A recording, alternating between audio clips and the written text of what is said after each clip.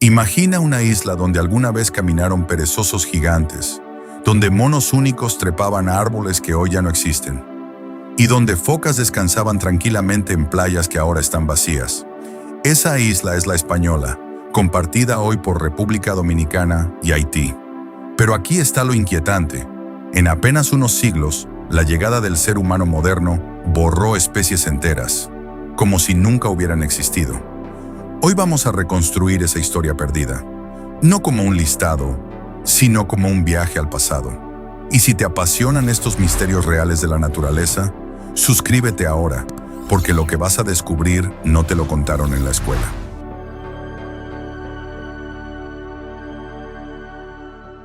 La foca monje del Caribe, el fantasma del mar tropical en Quisqueya.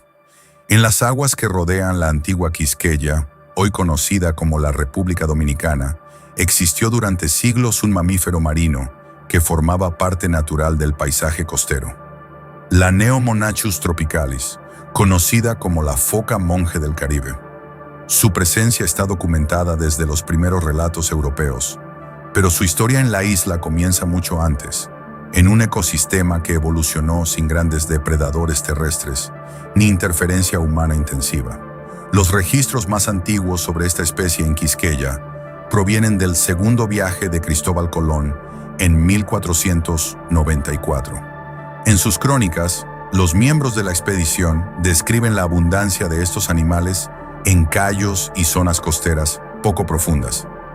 No eran difíciles de encontrar. De hecho, lo que más llamó la atención de los europeos fue su comportamiento. Eran animales confiados, que no mostraban miedo inmediato ante la presencia humana. Este rasgo, que en un entorno natural no representaba un problema, se convirtió en una desventaja crítica tras el contacto. Durante los primeros años de colonización en la isla La Española, tanto en la parte oriental, actual República Dominicana, como en la occidental, la foca monje fue explotada como un recurso más. Las fuentes históricas señalan que era utilizada principalmente por su grasa, la cual se procesaba para obtener aceite.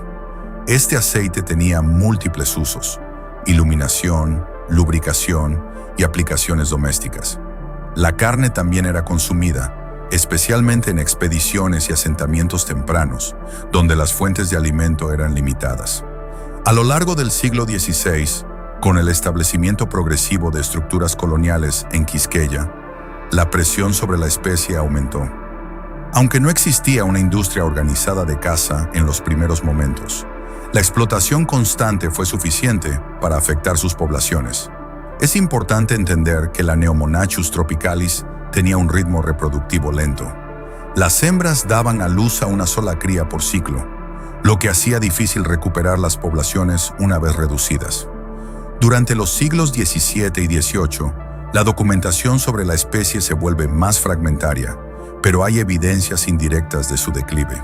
La expansión de la actividad humana en la isla, incluyendo pesca, navegación costera y asentamientos, redujo las zonas donde estos animales podían reproducirse con tranquilidad. Las focas monjes solían utilizar bancos de arena, cuevas costeras y playas aisladas para descansar y criar. A medida que estos espacios fueron ocupados o alterados, su hábitat se fragmentó. En el siglo XIX, la situación ya era crítica.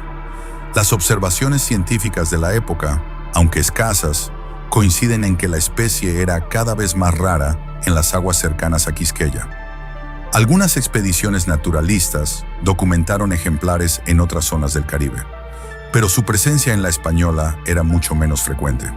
Aún así, la presión no disminuyó. De hecho, en algunos casos aumentó debido al interés científico por recolectar especímenes para museos en Europa y Norteamérica. Este periodo marca una paradoja importante en la historia de la especie. Mientras su población disminuía, el interés por estudiarla crecía. Sin embargo, ese interés no se tradujo en conservación. Al contrario, varios de los pocos individuos restantes fueron capturados y sacrificados para su análisis. Esto contribuyó, aunque de forma indirecta, a acelerar su desaparición. Otro factor determinante fue la reducción de sus fuentes de alimento. La sobrepesca en zonas costeras afectó la disponibilidad de peces y otros organismos marinos de los que dependía la foca monje. Este cambio en el ecosistema no siempre es visible en los registros históricos, pero los estudios modernos lo consideran clave para entender el colapso de la especie. El último registro confirmado de la Neomonachus tropicalis data de 1952 en el Caribe occidental. Para ese momento, ya no existían poblaciones documentadas en las aguas de la actual República Dominicana. Su desaparición en Quisqueya probablemente ocurrió décadas antes, de forma gradual y sin un evento único que marcara el final. En 1994, la especie fue declarada oficialmente extinta. Con ella desapareció no solo un mamífero marino único en su entorno tropical, sino también una parte del equilibrio ecológico histórico de la isla. El mono de la Española, un primate perdido en la historia de Quisqueya. En el territorio de la antigua Quisqueya, mucho antes de la consolidación de la actual República Dominicana, existió un primate que hoy resulta difícil de imaginar dentro del contexto del Caribe insular. Se trata del Antillotrix bernensis, conocido como el mono de la Española, una especie cuya existencia fue confirmada a partir de hallazgos fósiles relativamente recientes en términos científicos. A diferencia de la foca monje del Caribe, este primate no dejó descripciones escritas por cronistas europeos del siglo XV o XVI. No aparece en las crónicas de Cristóbal Colón ni en los relatos tempranos de la colonización. Esto sugiere que su desaparición ocurrió antes o en los primeros momentos del contacto europeo, posiblemente durante las fases finales de ocupación indígena en la isla. El conocimiento sobre el Antillotrix bernensis proviene principalmente de estudios paleontológicos realizados en cuevas y depósitos fósiles en la Española. Estos restos han permitido reconstruir parcialmente su anatomía y ubicarlo dentro del grupo de los primates del Nuevo Mundo. Sin embargo, presenta características únicas que lo diferencian de los monos actuales del continente. Los análisis sugieren que los ancestros de este primate llegaron al Caribe hace millones de años, probablemente desde América del Sur. La hipótesis más aceptada es la dispersión por balsas naturales de vegetación, un fenómeno documentado en la historia evolutiva de varias especies insulares. Una vez en la isla, el aislamiento geográfico permitió que evolucionara de forma independiente, sin intercambio genético con poblaciones continentales. Este aislamiento tuvo consecuencias importantes. El Antillotrix bernensis desarrolló adaptaciones específicas al entorno de Quisqueya, que en ese momento estaba cubierto por extensos bosques tropicales. Su morfología sugiere que era un animal arborícola, adaptado a la vida en los árboles, con extremidades capaces de sujetarse y desplazarse entre ramas. Sin embargo, algunos estudios indican que también podría haber tenido cierta capacidad para moverse en el suelo. Uno de los aspectos más relevantes de este primate es su posición dentro del ecosistema. En ausencia de grandes depredadores mamíferos, ocupaba un nicho ecológico relativamente seguro. Esto implica que no desarrolló respuestas de huida tan rápidas o efectivas como las de otros primates en ambientes más competitivos. Esta característica, aunque funcional en un entorno estable, pudo haber contribuido a su vulnerabilidad ante cambios externos. La llegada de los primeros grupos humanos a la Española, varios miles de años antes del contacto europeo, marcó un punto de inflexión. Aunque las sociedades indígenas, como los taínos, mantenían una relación más integrada con el entorno, la introducción de nuevas prácticas, como la agricultura y la modificación del paisaje, generó cambios en el hábitat natural del mono. La deforestación localizada para conucos, áreas de cultivo, junto con la posible caza, habría ejercido una presión acumulativa sobre la especie. A diferencia de grandes animales como los perezosos terrestres, el registro arqueológico de interacción directa entre humanos y este primate es limitado. Pero el contexto ecológico sugiere que su desaparición estuvo vinculada a estas transformaciones. Otro factor a considerar es la introducción de especies. Aunque muchas de las especies invasoras más impactantes llegaron con los europeos, es posible que incluso cambios menores en la dinámica ecológica hayan afectado a una especie tan especializada. En la actualidad, los restos fósiles del Antillotrix bernensis continúan siendo estudiados en instituciones científicas. Cada nuevo hallazgo contribuye a reconstruir no solo la biología de la especie, sino también las condiciones ambientales de la antigua Quisqueya. Su desaparición, al igual que la de otras especies de la isla, forma parte de un proceso más amplio de transformación ecológica que comenzó con la llegada de los primeros humanos y se intensificó con la colonización europea. Es un caso en el que la evidencia científica ha permitido recuperar la memoria de una especie que nunca fue documentada en vida, pero que formó parte real del pasado biológico de la República Dominicana. Los perezosos terrestres, megafauna reciente en el territorio de Quisqueya. En la antigua Quisqueya, hoy República Dominicana, existió hasta tiempos relativamente recientes un conjunto de mamíferos de gran tamaño que formaban parte esencial del ecosistema terrestre, los perezosos terrestres. Entre ellos destacan especies como el Megalocnus rodens y el Parocnus cerus, cuyos restos han sido encontrados en diferentes puntos de la isla, especialmente en sistemas de cuevas. A diferencia de los perezosos actuales, que son pequeños y estrictamente arborícolas, estos animales eran de gran tamaño y pasaban la mayor parte de su vida en el suelo. Su anatomía, reconstruida a partir de esqueletos fósiles, indica cuerpos robustos, extremidades fuertes y garras largas y curvadas.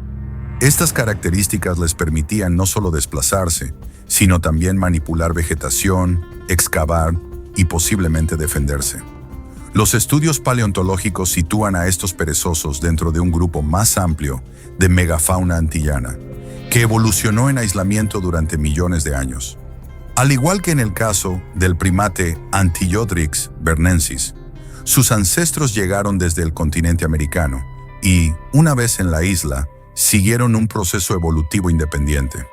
Este aislamiento generó especies con rasgos únicos, adaptadas a un entorno sin grandes depredadores terrestres. El papel ecológico de los perezosos terrestres en Quisqueya era significativo.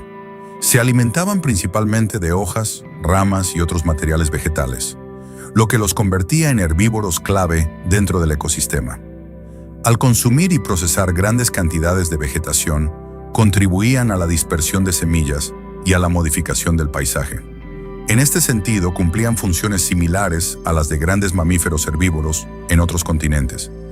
La evidencia fósil encontrada en cuevas de la isla ha permitido reconstruir no solo su anatomía, sino también aspectos de su comportamiento y su interacción con el entorno.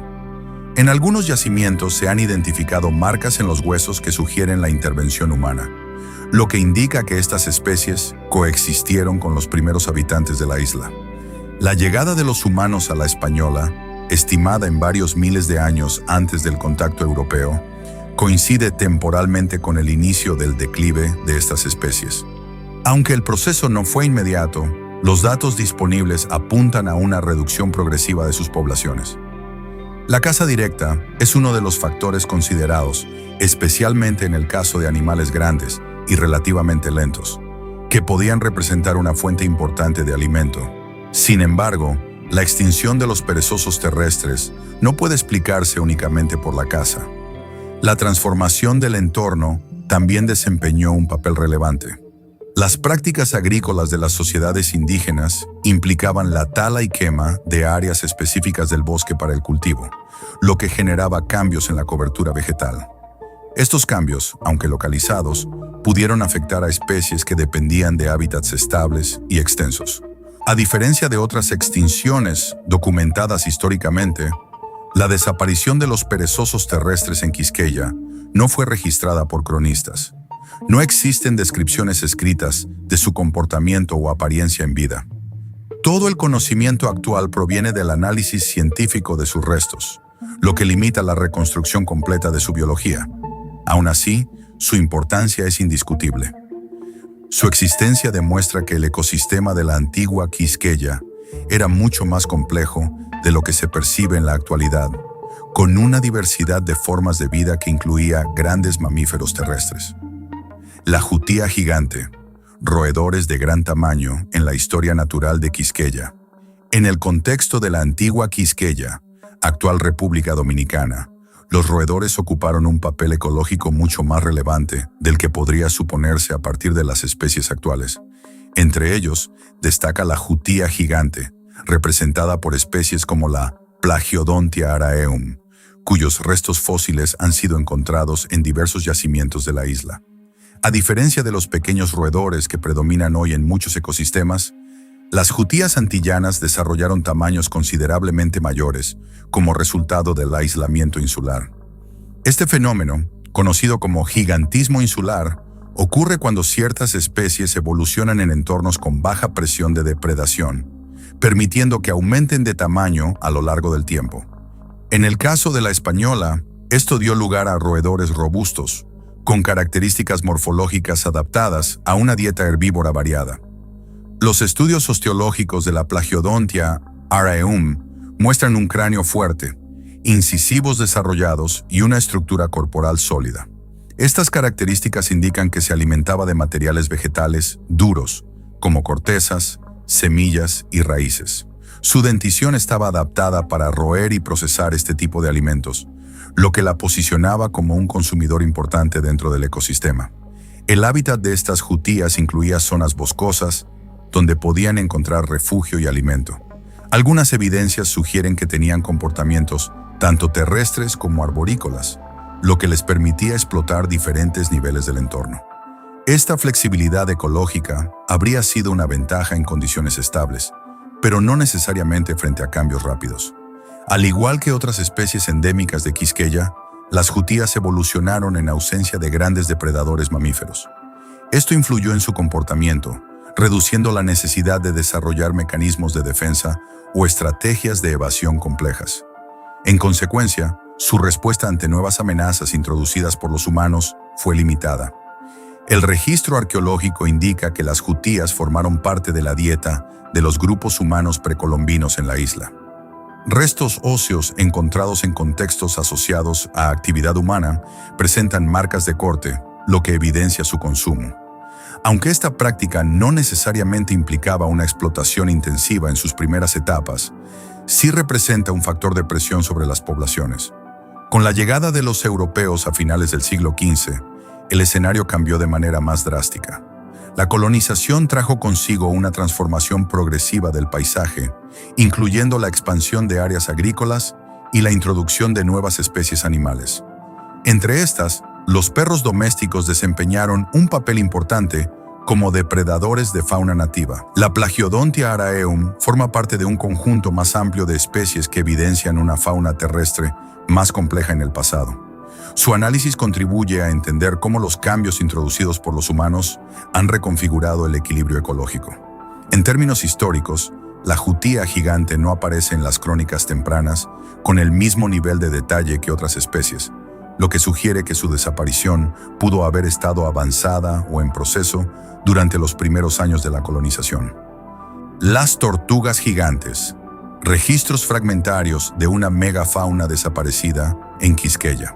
Dentro de la historia natural de la antigua Quisqueya, hoy República Dominicana, existe un componente menos documentado, pero igualmente significativo: la presencia de tortugas terrestres de gran tamaño que formaron parte de la megafauna insular. Aunque la evidencia disponible es más fragmentaria que en otros casos, los registros fósiles y las comparaciones biogeográficas indican que la isla albergó especies relacionadas con el género Chelonoidis, conocido por incluir tortugas gigantes en distintas regiones de América y el Caribe.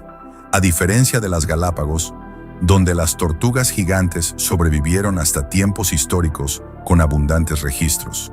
En la española, la información es más limitada.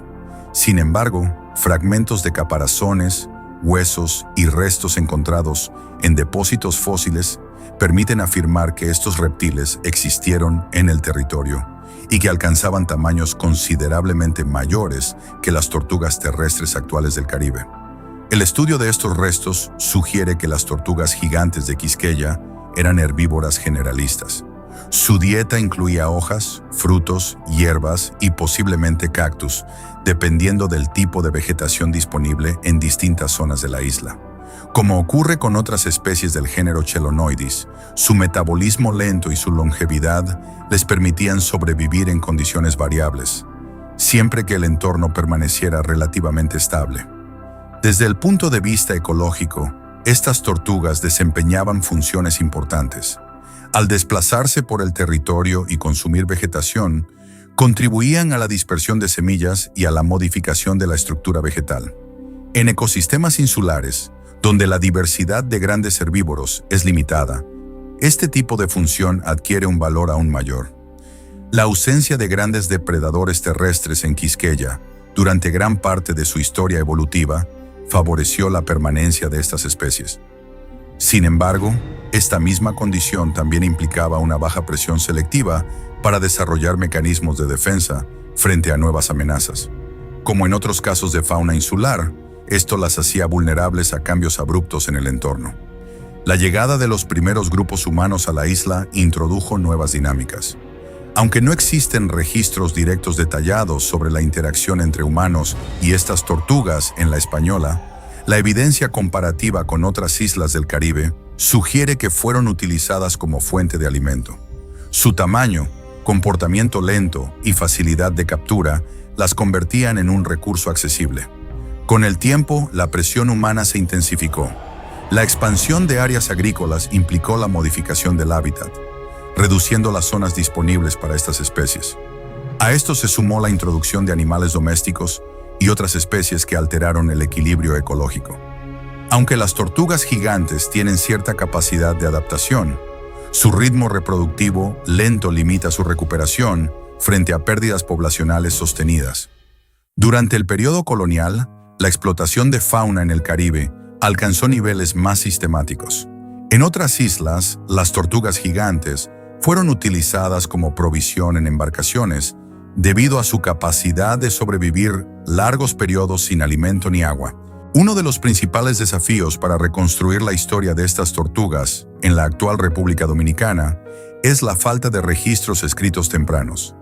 A diferencia de otras especies más visibles o abundantes, las tortugas gigantes no fueron descritas de forma detallada por los cronistas europeos.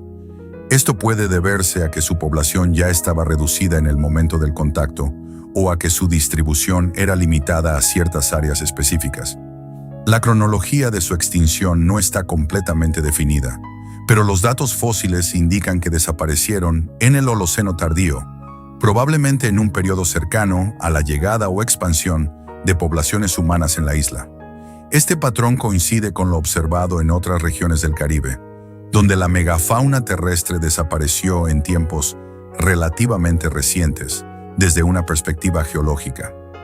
Desde el punto de vista ecológico, la pérdida de estas tortugas implicó la desaparición de un agente importante en la dinámica de la vegetación. En otros contextos, la ausencia de grandes herbívoros ha demostrado generar cambios en la composición y estructura de los ecosistemas. En Quisqueya, estos efectos son más difíciles de cuantificar debido a la falta de registros continuos, pero forman parte del proceso general de transformación ambiental. En la actualidad, el estudio de restos fósiles y la comparación con especies vivas del género Chelonoidis permiten inferir aspectos de su biología y su rol en el ecosistema. Aunque la información sigue siendo incompleta, su inclusión dentro del conjunto de fauna extinta de La Española refuerza la idea de que el territorio albergó una diversidad biológica más amplia en el pasado.